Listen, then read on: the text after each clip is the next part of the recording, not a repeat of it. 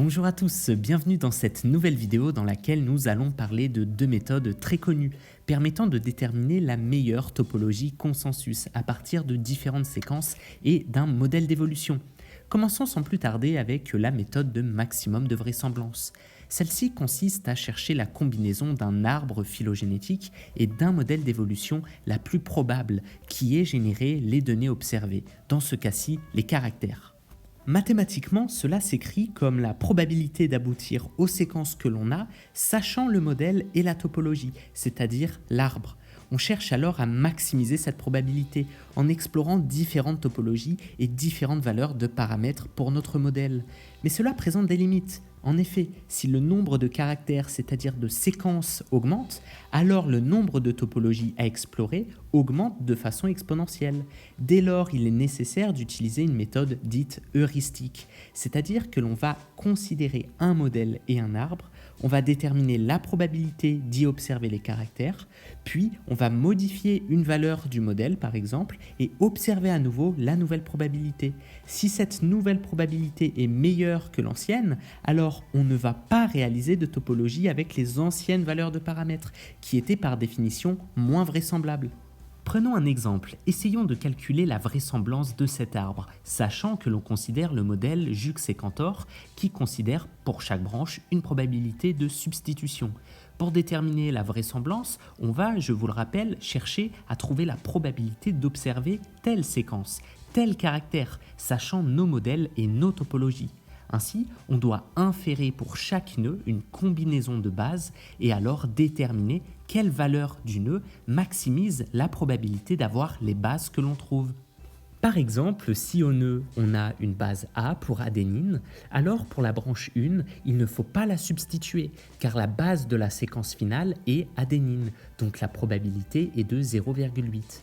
En revanche, aux branches 2, 3, 4, il faut bien substituer le A en d'autres bases de probabilité respectives de 0,1.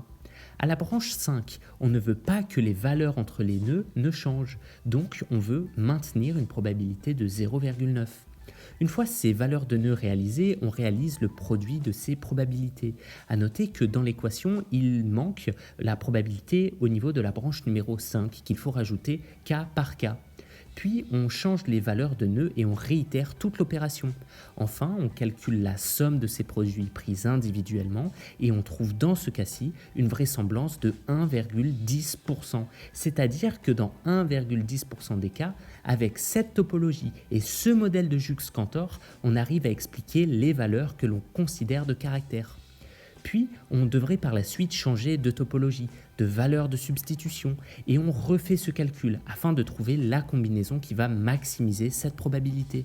Maintenant, intéressons-nous à la méthode bayésienne bien plus complexe, consistant cette fois à faire l'inverse de la méthode de maximum de vraisemblance, vue juste précédemment. On ne va pas chercher à observer les caractères sachant la topologie et le modèle, mais bien à chercher la meilleure topologie et modèle sachant les caractères que l'on sait, c'est-à-dire les séquences qu'on a séquencées chez les différentes espèces dont on veut réaliser une phylogénie moléculaire. Selon le théorème de Bayes, la probabilité que le modèle θ soit à l'origine des caractères x est proportionnelle à la vraisemblance du scénario. Sa valeur exacte est ainsi calculée en multipliant la vraisemblance par la probabilité marginale, c'est-à-dire la probabilité de toutes les valeurs possibles dans la nature du modèle θ et normalisée par la probabilité marginale des caractères grand X. La distribution θ correspond à la distribution des a priori, c'est-à-dire des valeurs de paramètres du modèle, par exemple la probabilité de substitution est de 0,1 ou bien que la fréquence de t pour thymine est de 0,27.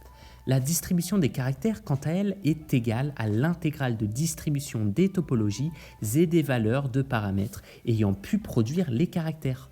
Une fois cette équation claire, commençons à parler des étapes de cette méthode. Tout d'abord, on va utiliser un modèle avec une valeur de paramètres et on va calculer la vraisemblance de ce modèle comme dans la première étape de la vidéo, sans vouloir néanmoins maximiser directement cette vraisemblance. Et on va ensuite modifier des valeurs de paramètres et calculer à nouveau cette vraisemblance. Mais vous me direz, pourquoi calcule-t-on la vraisemblance? Il s'agit ici de la méthode bayésienne. Eh bien, car en faisant le rapport des distributions de probabilité bayésienne, on se retrouve avec le rapport des vraisemblances du modèle. Dès lors, si ce rapport est supérieur à 1, on va garder le nouveau modèle. Et s'il est inférieur à 1, on garde le moins bon modèle avec une probabilité égale au ratio petit r. Dès lors, plus on réalise d'itérations, plus on va augmenter la vraisemblance du modèle jusqu'à une valeur plus ou moins constante, ce que l'on appelle la phase stationnaire. Et c'est à cette phase que l'on va déterminer les valeurs de paramètres choisis qui correspondent alors au modèle le plus plausible. Comment choisir alors une topologie? Ce n'est pas compliqué, le principe est exactement le même. Je prends des a priori du modèle et je calcule pour chaque topologie la vraisemblance du nouveau modèle. J'effectue leur ratio et je détermine la topologie la plus retrouvée en phase stationnaire.